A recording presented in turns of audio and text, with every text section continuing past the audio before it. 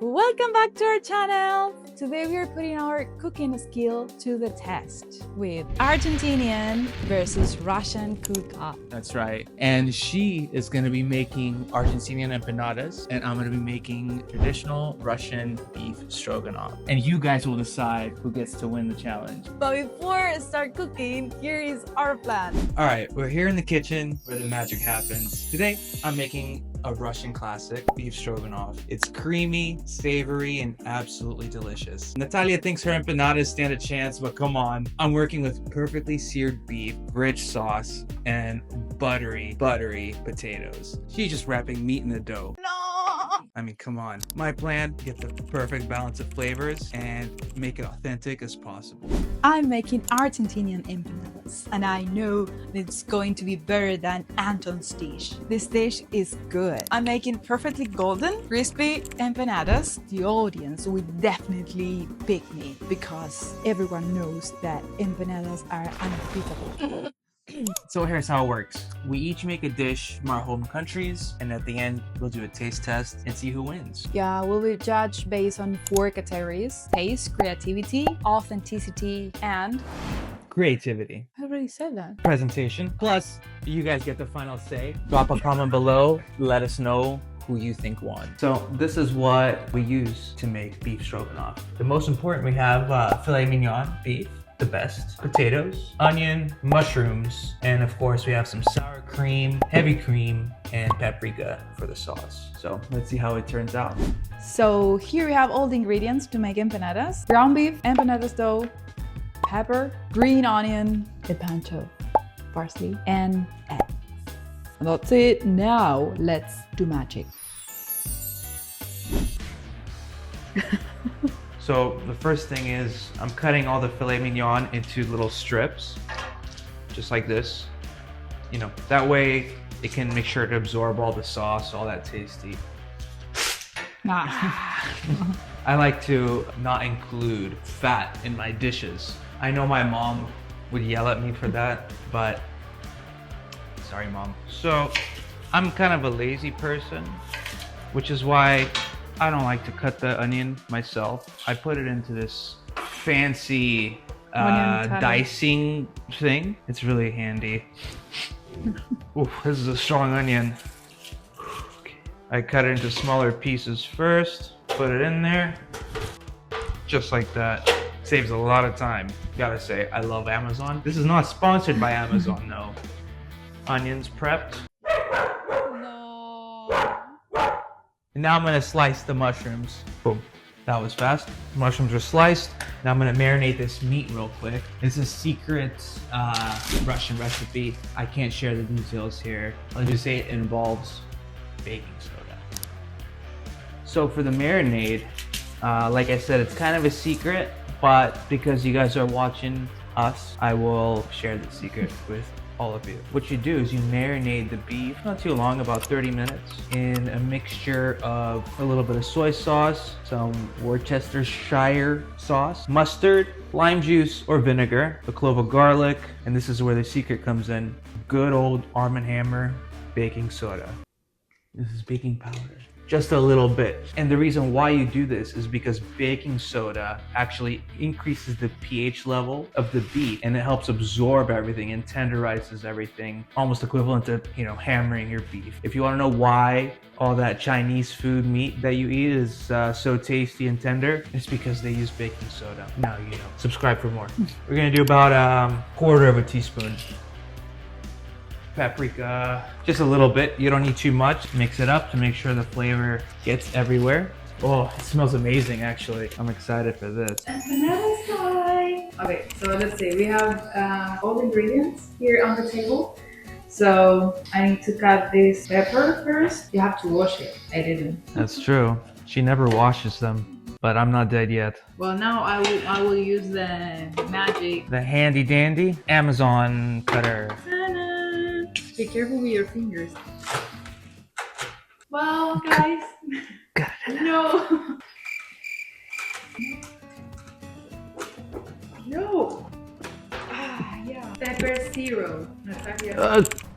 Wow. I'm stronger. Now that we have all the fingers, we have to put it with the onions all together. I don't know, I'm not a master chef. She's a master chef.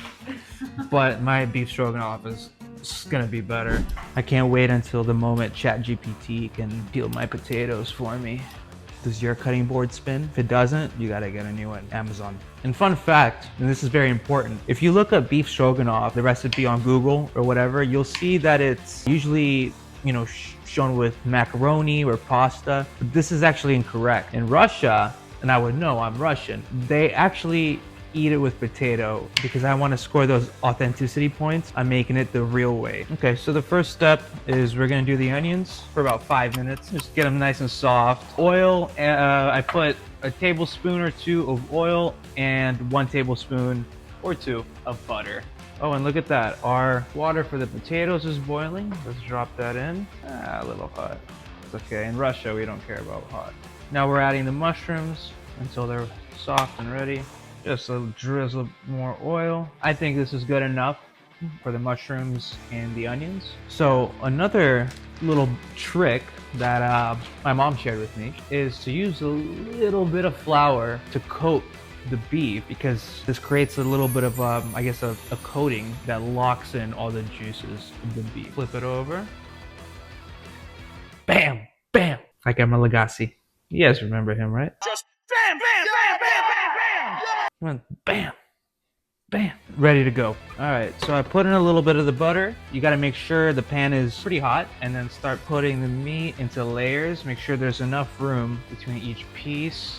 The goal is to create a nice crust on each side of the meat. And by the way, try not to move the meat too much. My dogs are loving the smells in the kitchen. I've already flipped it. I reduced the heat to medium, and now I'm gonna add in the mushrooms and the onions. I'm going to give it a little pepper, a little salt, 1 cup of heavy cream, and about 2/3 of a cup of sour cream. And we're gonna heat this mixture until there are bubbles. So this is the end result. We're gonna put a little bit of parsley over it before we're about to serve. So here I'm cooking onions, and I'm cooking so they are like soft, and the onions are soft and transparent. So we need ground beef. So now we're going to add the meat to professional, yeah? Natalia got scared that the pan was making those noises. It's okay, that means it's cooking. Once the meat is like medium rare, like we need to add tomato sauce that is still frozen. What about salt and pepper and stuff like that? What is that? No, we don't need sauce. No spices. No, this recipe doesn't have any of those things. Okay. No. Fun fact, in Argentina, they don't have salt and pepper. We don't even know what is salt. Don't ask me about how much sauce did I put here, because it's just what I follow my heart in this case, in this recipe. My mom is going to hate me. You never had to add something like cold in. No, never. That's why I tried to warm it up. But this is me breaking all the rules. Now we are going to add salt. Okay, now it's time to add oregano and we have parsley, like dry parsley and fresh parsley, green onions and more parsley. I think I should get some extra points because I've never cooked stroganoff. Yeah, this is my first time too. Ah, right. Here we go, boys and girls. We have the filling. So now we have to remove and cool it down a little bit so we can put that in the dough and make empanadas. I'm going to make my world famous mashed potatoes. Throw about, 2-3 tablespoons of butter, a good handful or 2 of cheese, cheddar cheese, Parmigiano Reggiano, it's a product of Italy, and some sour cream. Not too much, just maybe a spoonful or 2, and then you start mashing it up. Can't forget the salt and pepper. Oh, I forgot an ingredient. Heavy cream.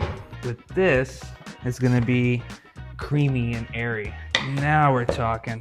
You need to taste a little bit. The last step, after you taste it, you make your adjustments, and you make it look pretty. A little bit of this. Someone's always hungry. Perfect. It's ready for the stroganoff. So now that we cool down the filling, we are going to add 2 boiled egg. We're going to cut a little bit.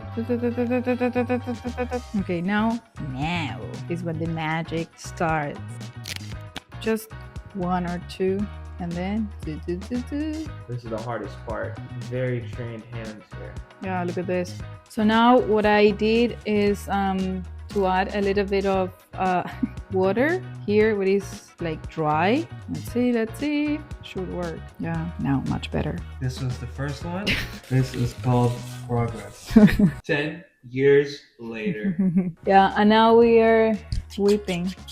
Beating the egg. Oh. Yeah, we have to preheat the oven. The oven is ready. We are going to some egg on the top. Original recipes like fries, empanada. We are cooking like healthy version that is just in the oven. So when this is ready, we have to put in the oven for around 20 to 25 minutes. And that's it. Now let's put in the oven.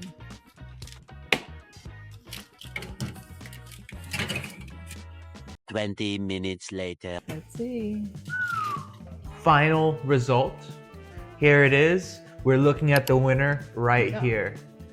Looking at authentic, classic beef stroganoff.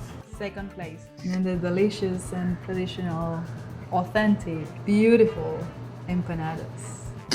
Who do you think wins this challenge? Start with whichever one. Don't forget the lemon juice. In Argentina, we use lemon juice. In America, we don't even know what lemons are. So Out of 10, what would you give it for taste? maybe 9. Okay.